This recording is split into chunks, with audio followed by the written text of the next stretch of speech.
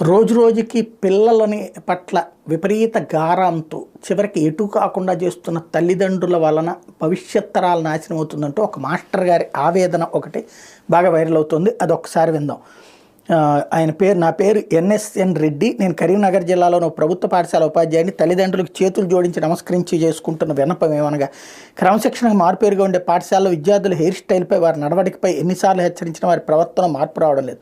ఉపాధ్యాయులు చూస్తూ ఏం చేయలేని నిస్సహాయ స్థితిలో ఉంటున్నారు. తల్లిదండ్రులకు తమ పిల్లలపై శ్రద్ధ నియంత్రణ లేకపోతే ఇలానే తయారవుతారు.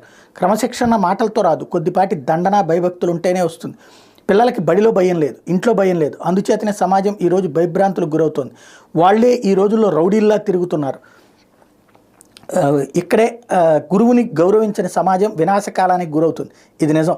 గురువు అంటే భయం లేదు, మరియు గౌరవం లేదు. ఇక చదువు సంస్కారం ఎట్లా వస్తుంది? కొట్టద్దు, తిట్టద్దు, బడికి రాని వాడిని ఎందుకు రావట్లేవు అని అడగద్దు. చదవ